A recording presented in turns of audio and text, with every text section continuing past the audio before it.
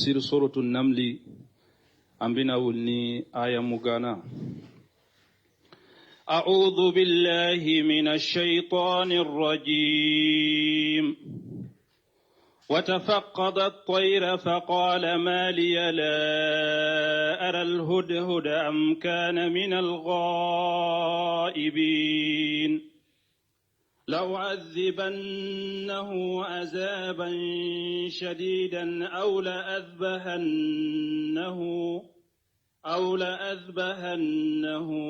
أو ليأتيني بسلطان مبين.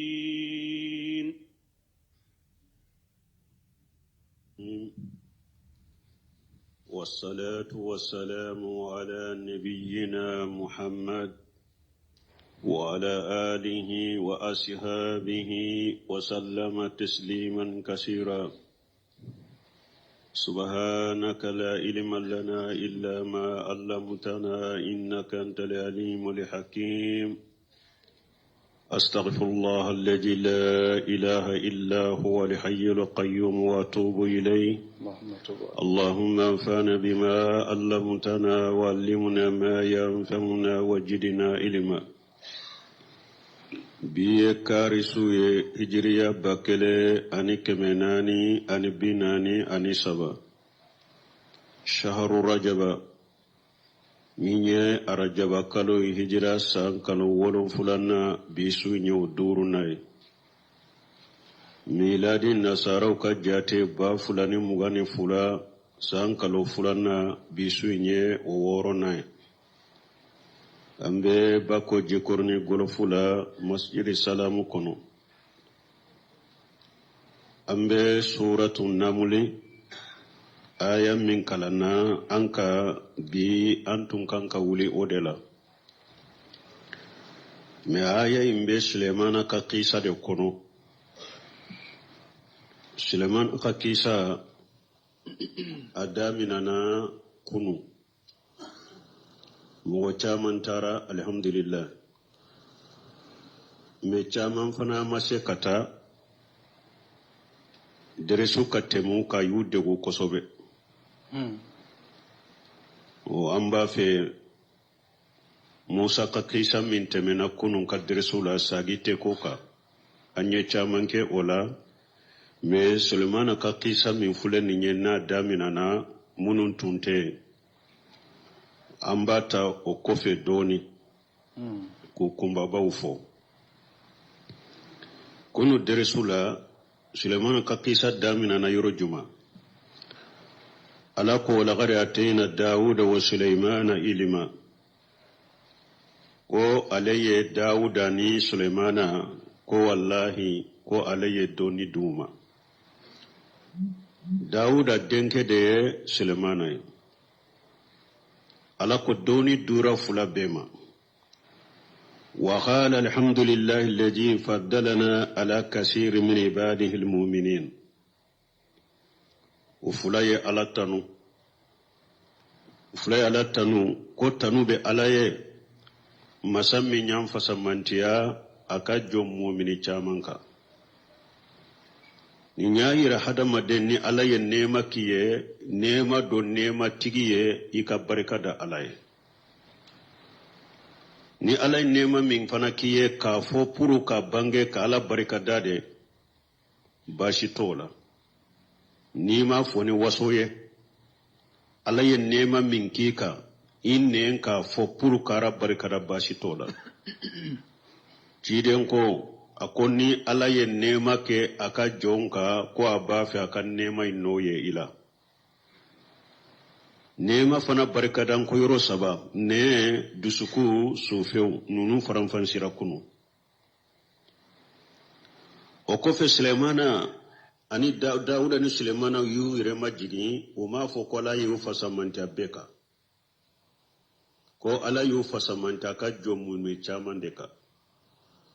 ni adama den kera chogo i kausa mo do de me mausa jiabe ikera nafulo tigiyo ibe chamanchela ikera la batulangana ibe chamanchela ikera doni ke bawo ido ko ibe chamanchela ni be do ka dobika anyo famu Sulemana Dauda ni Sulemana ka duawula ka ala tanula wa warisa Suleimanu Dauda ala ko Sulemana aye Dauda cinyata nafulo cinyate de na ya soro nafulo kodo de nafulo cinye kode do den wore ube Dauda bolo minte Sulemana Sulemana kelente kere ane akan nafulo muso keme de tumbe Dauda bolo muso keme wode tumbe Dauda bolo Sulemana ye nabi nyumaya ni doni de cinyata Dauda kofe nabi nyumaya min tumbe Dauda bolo ala ya cinye di Sulemana ma doni min tumbe Dauda bolo ala ya cinye di Sulemana ma men nafulo cinyete nafulo ko ciden kon nahanu ma'aha shirali anbiya'i la nura suma tarakina fa huwa sadaqatu nabi nyuma nafulo cinyete ta nabi nyuma kofe ciden kon nabi nyuma be annabi nyuma jama cinyete ta an kofe nanye minto abe sadaqati de Sulemana ka cinyeta min fulen ni Dauda kofe wayen nabi nyuma yade ani doni وقال سليمان يا أيها الناس علمنا منطق الطير أكو هذا ما دون الله ينال الدنيا كنو كنا كنو بمين فو الله يفهمو دي سليمان ما بفهمو فينيانا ما بمين فو سليمان بفهمو kungo kono fendo kono do dingenye do fengo fenyana ma de Sulemana ba beka kamme ni fana fasamantia de hada madenga kangore me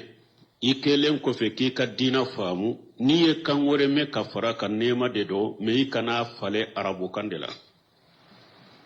ni ka hajun nana le ka darwan nana la ibafo ako wa utina min kulli shay Sulemana ko fengo fe ni maralikela masakebe hatagama ika maralila ko ala ya di alema akorte ko jinya fembe dirama de maralikela ika maralikono ibe hatagiya fengo fe na nabi deme ika maralila ko ala yo be di alema inna haja lahu al-fadl mubin akon nin fule ni nye fasamantia mina bangalendo wa husira li Sulaymana junuduhu uye Suleymana ka kele bolo fara ɲɔgɔn ka aye min al-jinn wal-ins wat-tayr fahum yunzaun uye Suleymana ka kele bolo fara ɲɔgɔn ka aye jinnaw hadamadenw kono nu bebe aranna nyefe mogo teta ka kofe mogo to kofe ni nyefe mogo beta kuto ubebe nyogon fe katade yunzauna koro ninde munkasiri bana ti chokomi Sulemana yere hadama deum betugu Sulemana la jinna ubu kofe kono ka palashe sanfelay ni tile ka kala ulube gere nyogon na ku kaman gere nyogon na kaddo Sulemana ni tileke kono ba sanfe ube ɲɔgɔn dafe kata ube ɲɔgɔn fe aranna kata n'u b'a fɛ kata kɛlɛ kɛ yɔrɔ min ataida ataw ala wadi namuli fo u nana dingiɲɛ so dɔ la dingiɲɛw b'a kɔnɔ n'u ko dingiɲɛ so a tɛ komi dingiɲɛ so kelen dɛ a bɛ se ka kɛ yiritu dɔ bɛ yɔrɔ dɔ bɛ o bɛ dingiɲɛ so dingiɲɛ ka ca ye fo unana ola wadi kore de ni ba fo farama yoro tu iri tu wadi yo ode fo unana iri tu dola uya soro iri tu imbe dinginye so de be obela wadi la wadi nemuli qalat nemulatu unale oyorola dinginye kelenko dinginye uchela ala yake dingenye muso demire de qalat namulatu ayala yake kum dingenye muso dingenye do ko dingenye toma ya ayyuhan namulu aku dingenye adghulu masakinakum ayedo akad dingenye so kono لا يهتمنكم سليمان وجنوده وهم لا يشعرون. dinginyo jama be ka do ka dinginye sokono Suleimana na ka jama uso kana na jo auka ka kokari ka soruta kalama dinginye alaka damfen ka bako lama do de do kuma anya fo chogo mi kunan kuma na ka alaba garjage do kumba bawdela ni ambe na fami soro ya folo ni nyayira la hada madenka hamini mugowe mugo hera be minna dawa chogola ikoke nin dinginye ka ko kabako bala folo dinginye kelen ka kuma yoro mindo fana yoro bade do dinginye chaman de balo dinginye beye dinginye kelen ka kuma me ala ya ka kuma bila dinginye tobe tilola bekame ube abeshika ke nin dinginye kuma na munun ba la kerefo ya lase nyoma fo dinginye beye kuma ime dinginye ka konnan jiya ka aka mugo wuye ka hera nyini wuye kelen fulana dinginye ka kuma kabako ma yoromo fula ye munye fulana ye munye aye ujura di Sulemana fana na ka jamama ate komi nulu fana so bena joanka kanko karubu yere tugude abekere ka sorota kala mauta do ambeya ka konnan jiya ka aka jamaye ka sagi ka ujura di Sulemana ma ni nye kabako de hada madenka ke konnan jiya bagai ni chogo de la dawala ita ka ken ne shi hade ani konnan jiya ni be hera kanu jamaye ni be hera kanu mogoye o har ni kataw kuma gora mogo min fe mogo tafo mogo kana mogo ka kataw sagi me ujura dama ika ka bonya to aka ka karama to aka tanka makke bidiya mogo ni kana geleye ibese ka kataw yira ka ujura dama dinginye ye odeke ni fana faida ka famu deresu inkono ka konnan jiya ke mogowe ka sagi ka ujura di Sulemana na ka jamama o kanana jo auka ka kokare ka sorutado dinginye fule ala ye min kaye ni dinginye be nyo min do haraka dinginye sokono donke ba wuya yira aba nun tige ka bola purun na ya maraye ni sanji nana nyoyin be dugu jukoro de na nyigina dro abe fale dinginye na be nyonyo lasago aba nun tige ka bola yoro min be fala bo tige ka bola de hari na nyigina ate fale awa dinginye ala ye kodo kaye ni jido na ka dinginye sokono aye nyo munu maraye ku nyigi aba kelen tomo ka bo kene makabila tilela na jara aba sagi ka do ka doni ka do minye bul khaym ayana ti aka kitabu kono miftahu daru shahada ko ale karamo ke Sheikhul Islam Ibn Taymiyyah ko qisa do kalanaka ko cedoro nana fo Sheikhul Islam Ibn Taymiyyah ko doye nyo kisede ta kada dinginye koro dinginye kele dinginye nko be nyo sama kata desera dinginye intara dinginye sola kata dinginye werwele puru ukana deme ka nyo intakata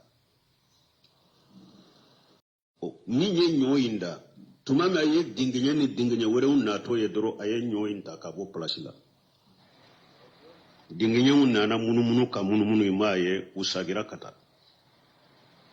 kofe dinginye kele mbora tuguni kana aye nyo indalen soro tuguni shinya fulana atara dinginye sola kata dinginye utowele unato che nyenyo kise inta tuguni unana munumunu ka munumunu imaye usagira kata shinya sabana dinginye kele inana fana ye yasoro anale che nyenyo inda aya dali minke asagira kata dinginye soyin kono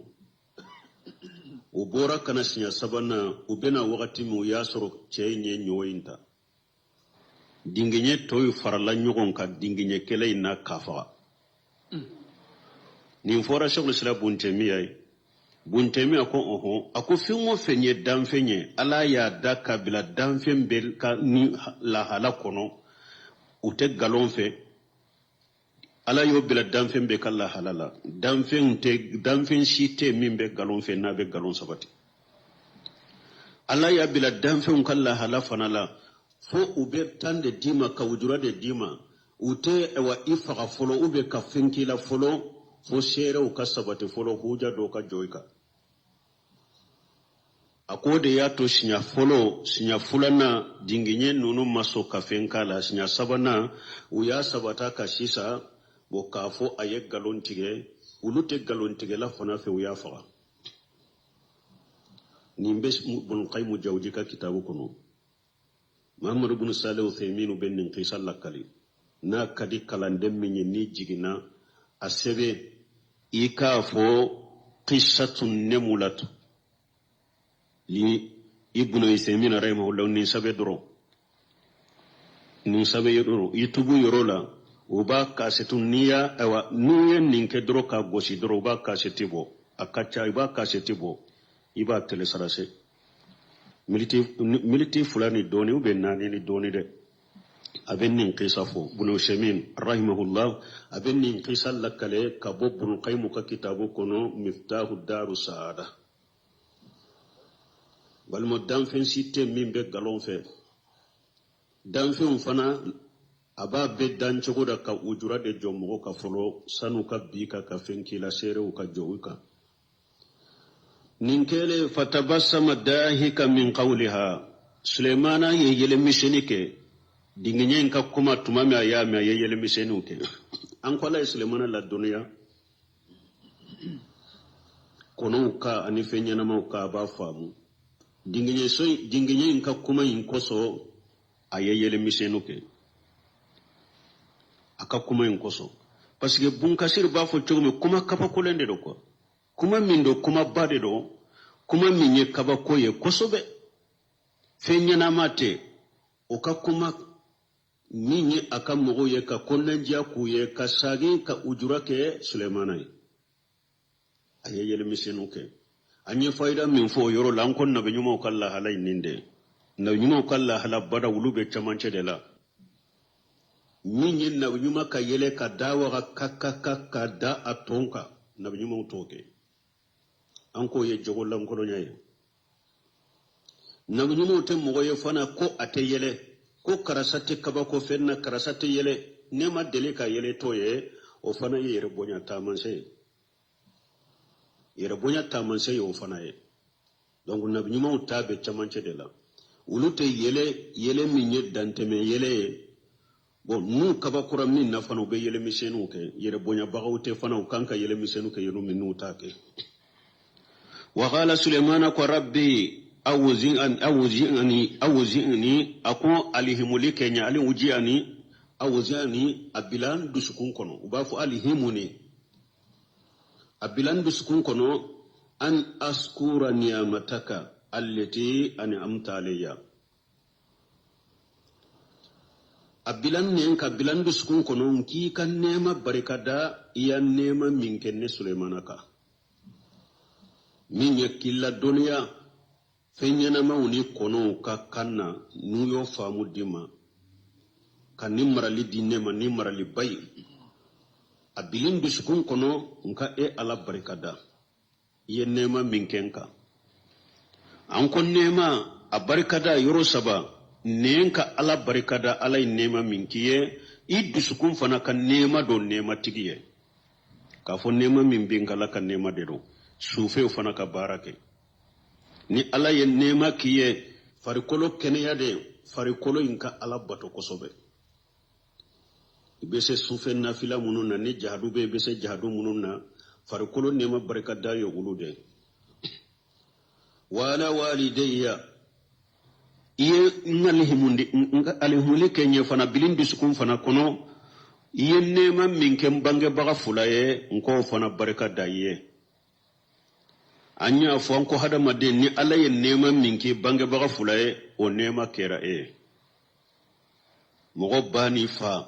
ni nema keruye o nema keriye wodi ya to be hari bange baga batola ika bange baga afulado adola keleno fatulen kofe u bato doye munye uni mogo munun tumbe teriyala iku janto ula ifa terew iba terew teriya munun tunte ala sosoka iki janto ifa terew la bange baga bato de bange baga kofe sinji min tese katugu ni alema tugu iko sinji tugu kofe bange baga bato de bange baga fatulen kofe parce que nema kiri bange baga fulaka o nema kera eka aw ma ya ni mogo ala kan kisi na bange baga fulay kafiriye ale wolola ciden ko kullu mawludu yuladu ala fitra abawahu yuwahidan aw yunasiran aw yumajisani kata hadisallaba ciden ko demo de be wolo dina de ka bange baga fulade be ka yahudiya ube nasaru be majusiya me imaye ni odin fitini fatura kasura ma baliguya ni a bange baga fulay kafiri de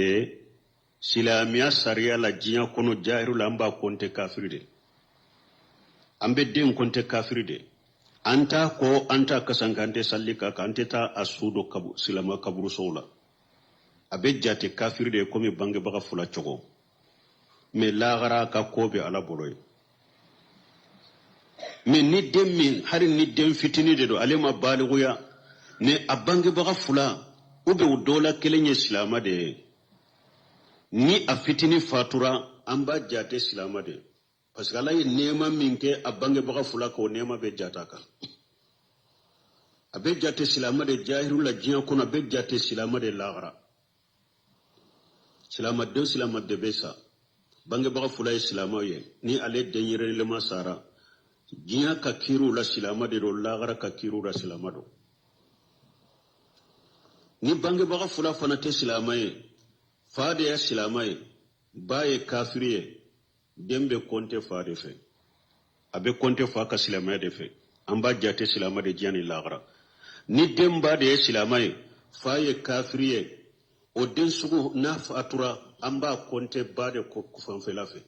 parce que de bange baga fula nyuma ye minye islamiya la abe tawde fe ni abade islama ye faye kafiriye ambe denja te islama de ba koso jinya islama do lagara islama do ni nema min kera bange baga fulaka nema min kiri bange baga fulaka o kerika wodi ato Sulemana ako alaka abbilale nin kono ale hadam ewa nin kono aka barika da alay ayen nema min ke abange baga fulay wani amala saliha tirdahu ika kinye fana nka bara nyuma min beddia e alay ni alay nema ke hada madenye nenye alatanu bisukunye nema do nema tige sufe fana ka bara nyuma ke de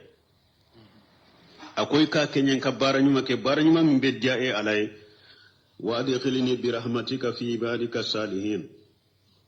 ikindo ni e ala yere kan nema ikindo ika jonyuma nkono ni nyato harin nabi nyuma wakati be unu kan nabi nyuma ya me tusuru ube sanfela de nyine ala deli sanfela mugodema ika jonyuma arjanna kuna rafiqli ala arjanna kuna ka jonyuma munumbe fo arjanna sanfe ikenke ulu chela na nyuma umbe dwawu yenni nyenu be dwawu ke ulaba lagara ala kufara aka jonyumunka hada maden kalite mbani mo kalite nani de do nabi nyuma ni chide ukele tinya tigun fula shede su saba mo nyuma nani hada maden kalite yenni kalite nani de suratul nisa kunu ulaika mal ladina an'ama Allahu alaihim minan nabiyina wasiddiqina wasuhada'i wasalihin wa hasuna ulaika rafiqa hada maden kalteni nani de nabi nyuma ya naduma no chida unde ba be sanfe ulu de be hada maden kalite be sanfe o ko fe cinya cigo be to golu la bakar sidiq nonu be jama minna siddiqina o ko me abu abakar nonu siddiqina be to nabi nyuma ula o ko fe shedi su be to siddiquna ula o ko fe mo nyuma unto adamade nin kalte nani de ala kanke ukono amin ya rabbi o munu masekata kunun kadresula akumba baye ninde kasage awye bi min kala nanka وتفقد طيرا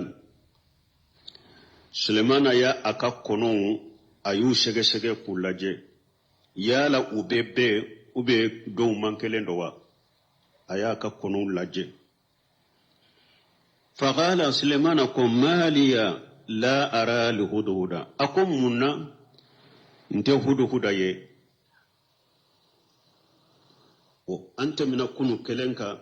namula yorola me anjate la fayda wori lambina fo nabi nyuma do dinginye do de yaki aye dinginye so aye nyamare ke ku ka tasuma do dinginye so imbela o ye tasuma do dinginye so imbela ka bejani ala yo wahu chiyama akon dinginye kelenka eki eye mantom mume halaki munumbe ala subhanallahi fo dinginye kelenka ma har ni tuntenya ko itun kada dinginye kelena ko jani me kata mantom be jani dinginye kele kama bon hari ni nabi nyuma do ye fendo ke min manka ke ala ya jalagi bon mo fana hada madon to danteme mani koko be hake do be ida o yorola ni temena o yorola dro ka kam imada o yorola ka fenwure faraka imanya nyamra ni minye ala te ya danti fede hari nabi nyuma minye ninke ako dinginye kelende ye eki eye dinginye so muma jama kunu muma munumbe ala subhanahu fo eye wulube jani dinginye kelen kama hari tunkadda dinginye kelena ulu fayda ibena nefe inshallah ni dersu sherama aye kono laje yala bebe ube domman kelendo ama huda ye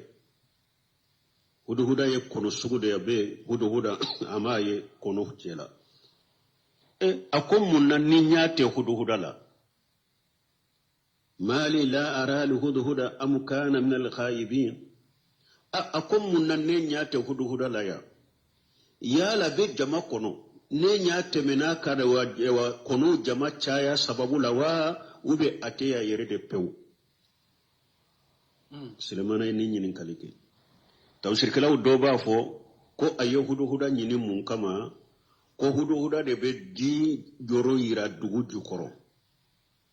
ko ale de be ji e dugu jukoro ko ni jibe yoro Sulemana be jinna unyamaro ka kolonse o ma te kuma sabati lenye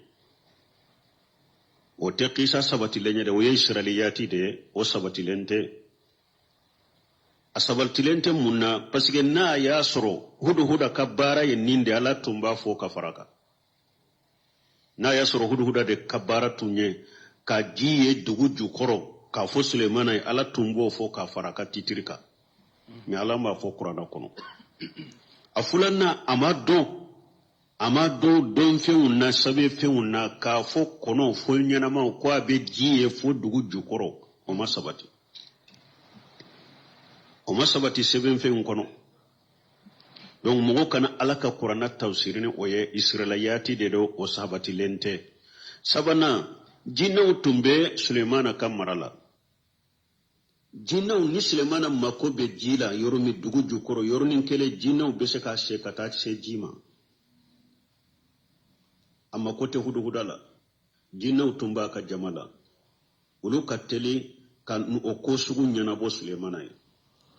donc minye aya nyini de ko aka jide yoro yira o te kuma sahalenye de Sulemana ye kono de jate mina ya ni ya irana de ko Sulemana tunye mo minye amma ko be aka jamala amma ko be aka jamala abu shege de wakati be afara tulente aka jamai na afara tulente aka kele bolo na a hakili ba bela abia be shege munne mun kaka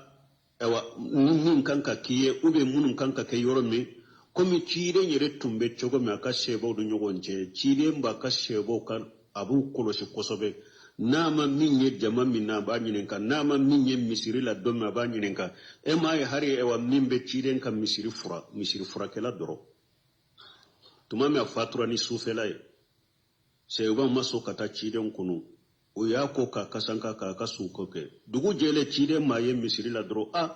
ako karasa mimbe misiri fura ne dumaye bi ko afatura suro ako fatura tumo fone ko suro afatura nya janaja ke ka sudo ka tumbe se ka fonye sebo fana ma foye munye nin su fela la kwambe ta chiden kunu ka nin ko sugu ke an ka toy uyere ya ke me dugu jele chide ma ye dura ya nyinin ka tuma mu ye ko fo chide nye awa kwa ye bilanya kata kaburu irenna kaburu chela unu chiden tarabagiya kata aka kaburu ira la chiden salira kai asalira ka kaburu ka namijumu ani mogo ni hakilima do be nin chogola uka jama u hakili bu ka jama la u hakili bu ka jama korosili la kosobe wa Suleiman o korosili de senfe aye kono shege ko kala halal laje aya soro hudu hudate me ube min faraka kwa tumba nyina ka jide yira la usahalente tumami ama ye Suleiman ko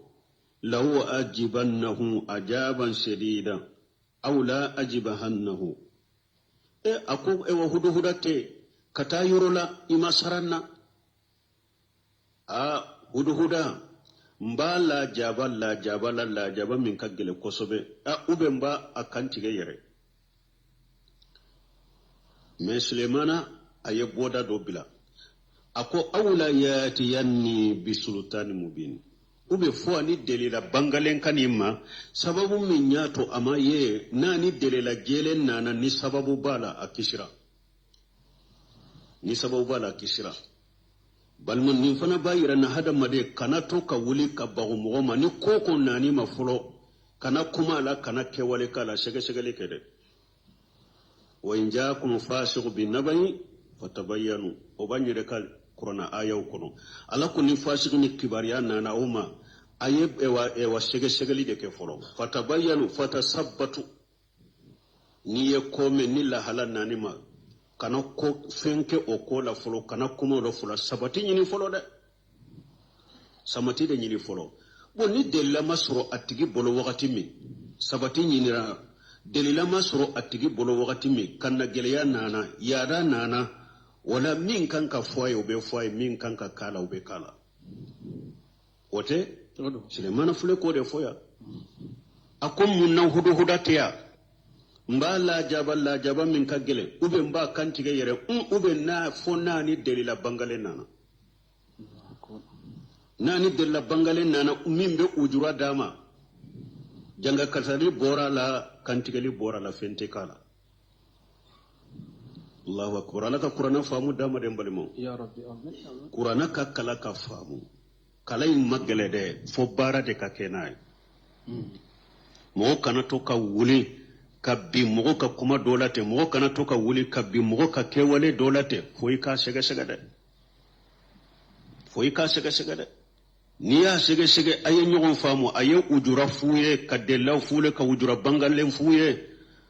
fe man ka foi fe man ka kala minu ujura masru min bolo fana kunnan jiya keraye nasiha keraye katawinka bidiyaka galonka abannaka sagi ani kuma min ka kauka fuaya ni kewale min ka kauka kala me sege de ke folo de ani ujura nyini de be ke folo de ka bayanu de ke folo ambe nindo Sulemana ka kola ya فمكث غير بعيد فقال أحط بما لم تحط به وجئتك من سبأ بنبأ يقين فمكث غير بعيد kono huda mena mameni France majanya ninya yira ko Sulemana ka jama fana tumbe sira Sulemana ye har huda afana ye yugabu min ke nama ye atara yoromi amasoka me de amena mai France majanya o kofi anana anale ani munana faqala huda ko ahatatu bima lam tuhitu bihi ako Sulemana akonne ye fendo do mi eni kam masaya ni ka doni ni kan nabi jumaya ima ka doni maso made nye fendo do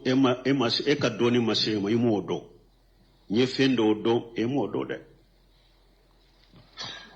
ya annabi nyuma kiran nabi nyuma chogo chogo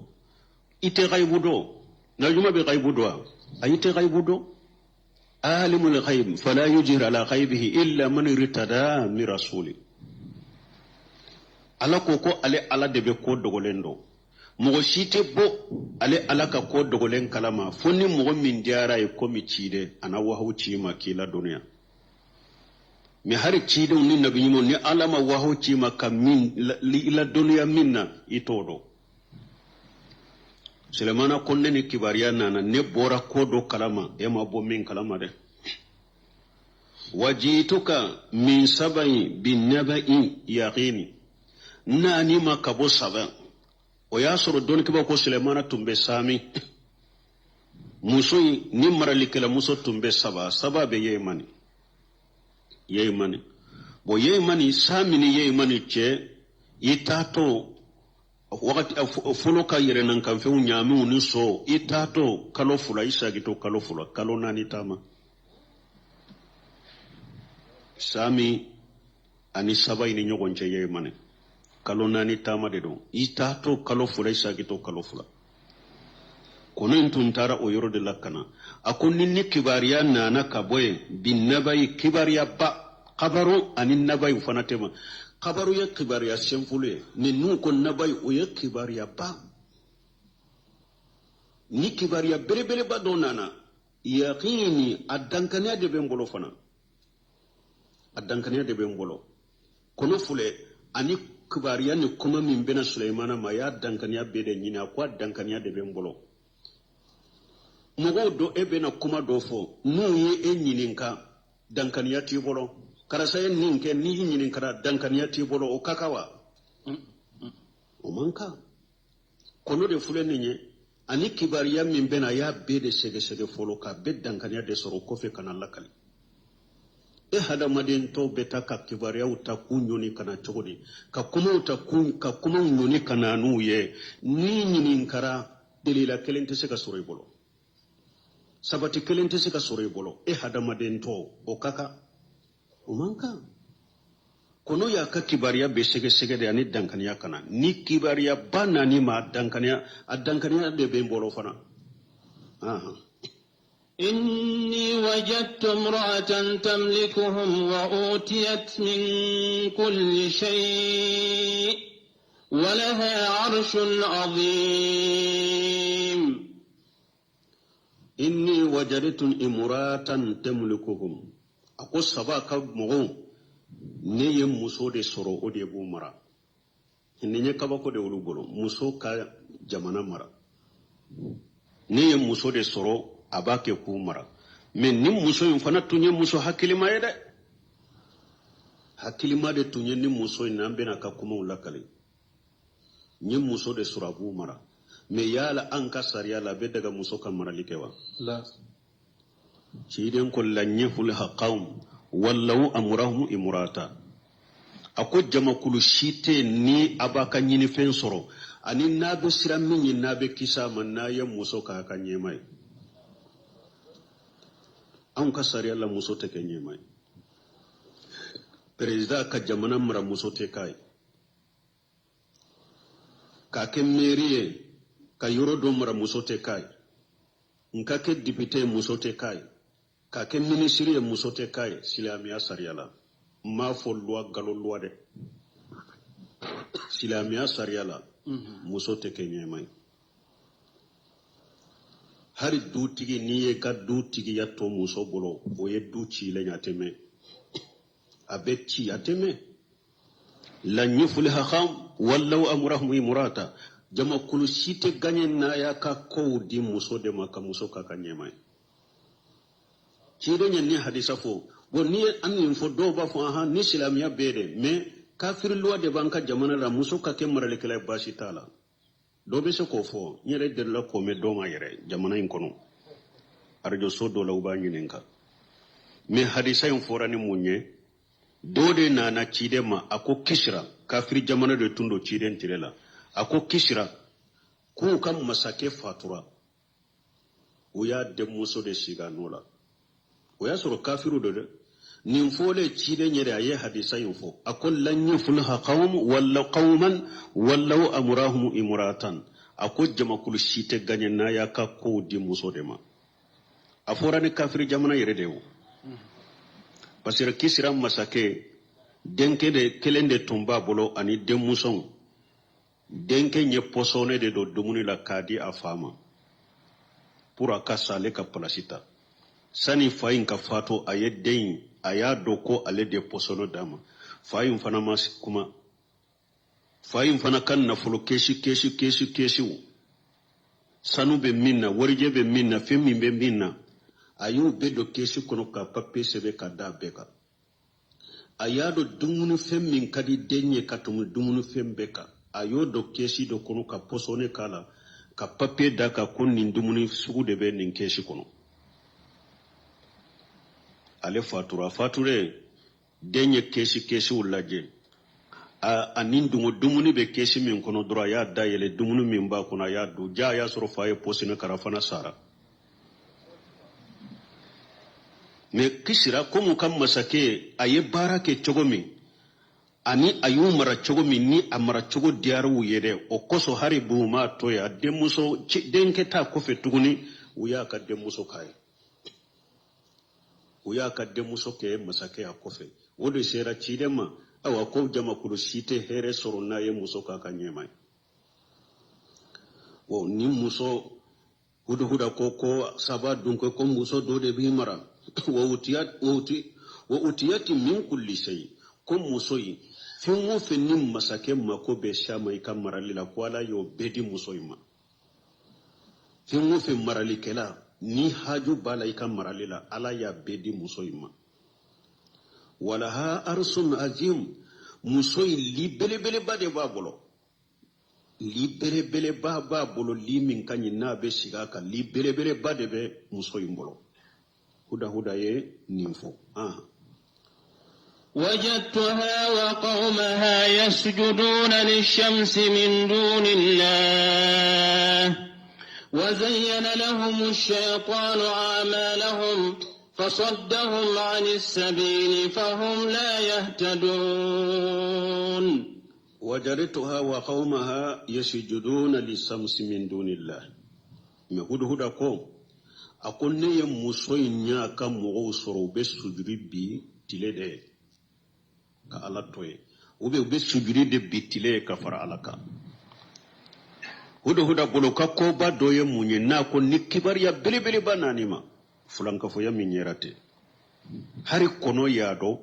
ko fulanka fo ya ye ko bade ko belebele bade do ko deninte me jamana kono ya munungu dambe kata silamiya ma suni tile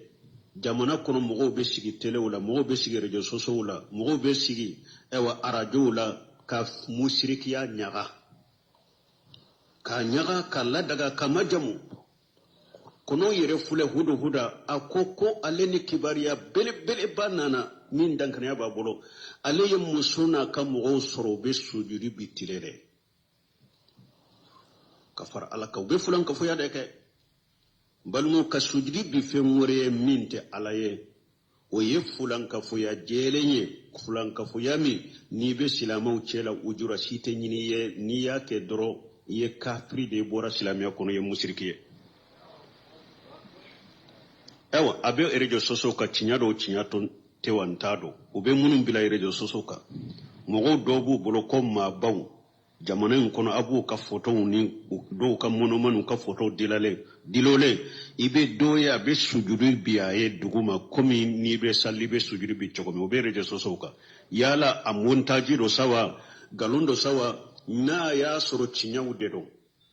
ni sujudi tombe erje soso kono ni e botigi do ko karasa de sujudi to fulen ni nye photo inkoro na sara dongo do kana sallaka kana duaukai kafiri sara musirki sara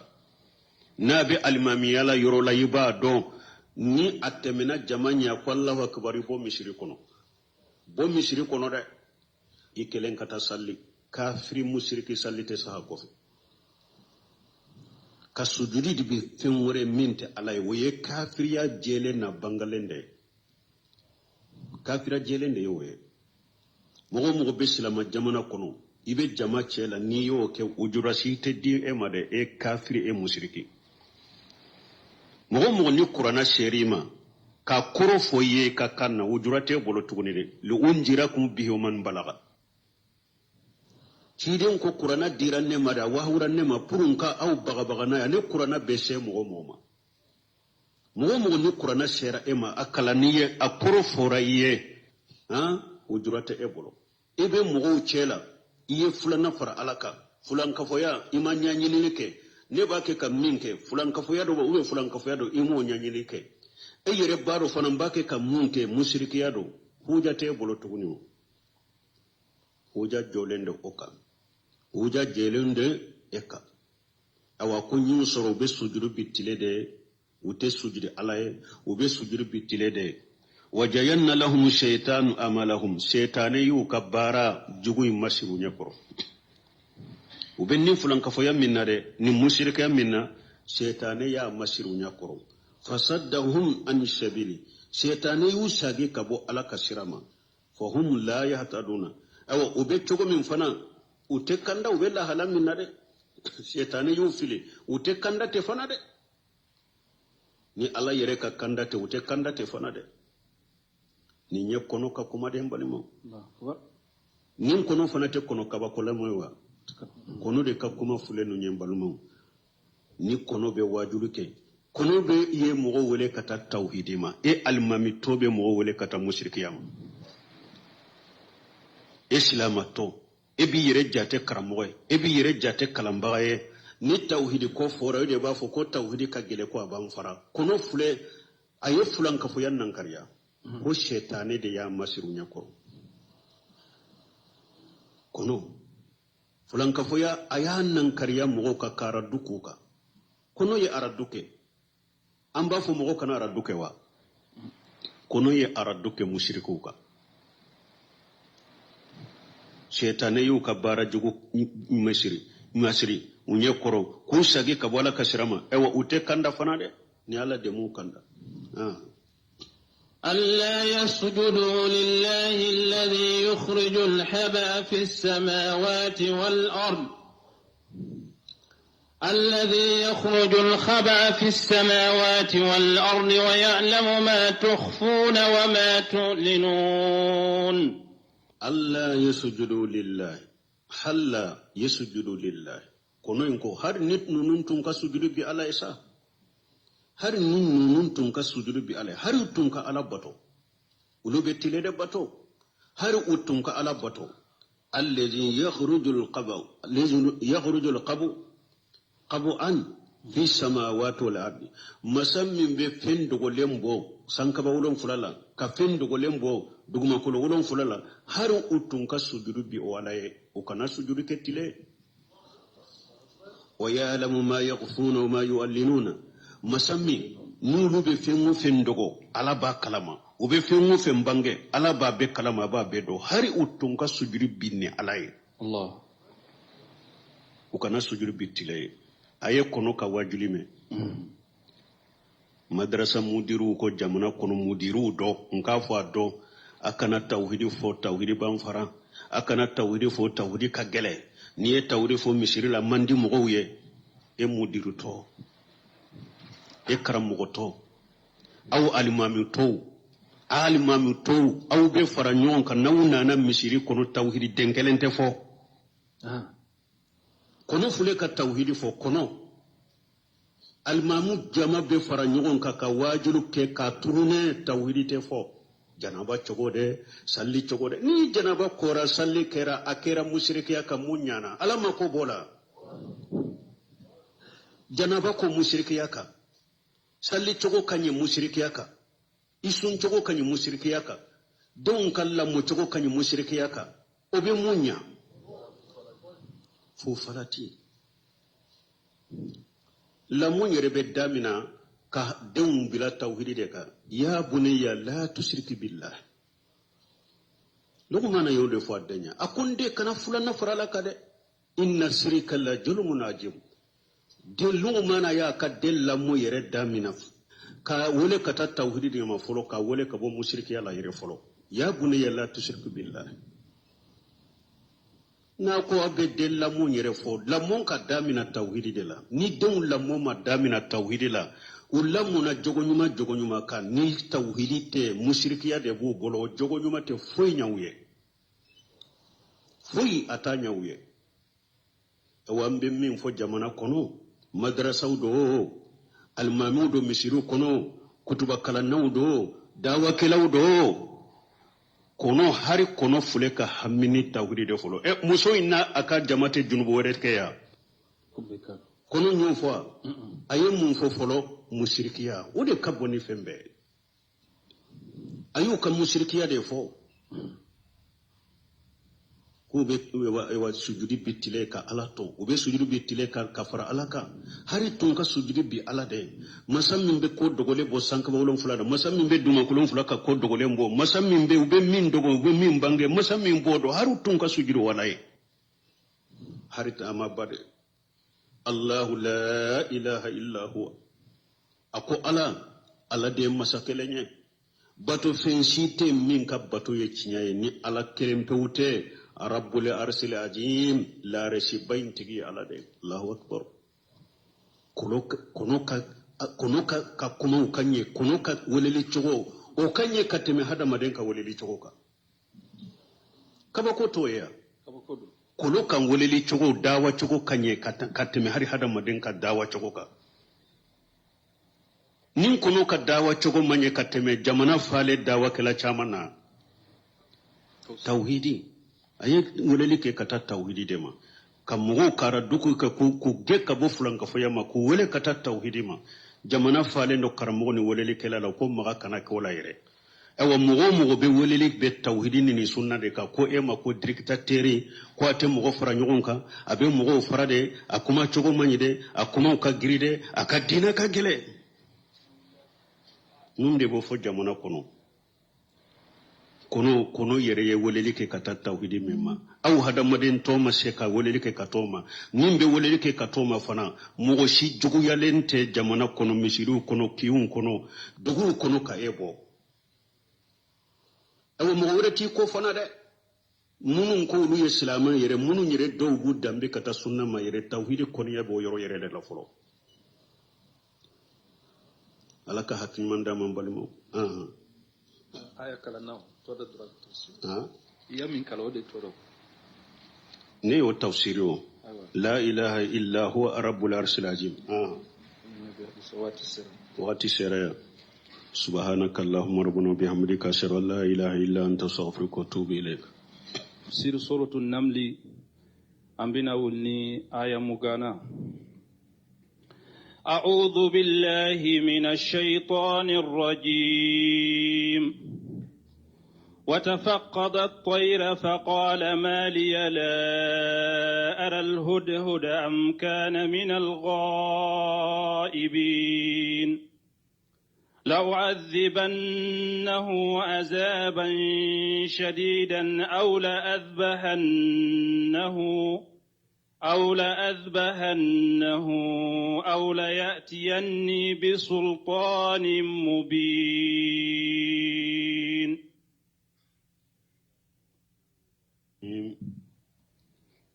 والصلاة والسلام على نبينا محمد وعلى آله وأصحابه وسلم تسليما كثيرا. سبحانك لا علم لنا إلا ما علمتنا إنك أنت العليم الحكيم. أستغفر الله الذي لا إله إلا هو الحي القيوم وأتوب إليه. اللهم انفعنا بما علمتنا وعلمنا ما ينفعنا وزدنا علما. biye karisuye hijriya bakele ani kemenani ani binani ani saba shahru rajaba minye arajaba kalo hijra san kalo wolon fulanna bisu nyu durunai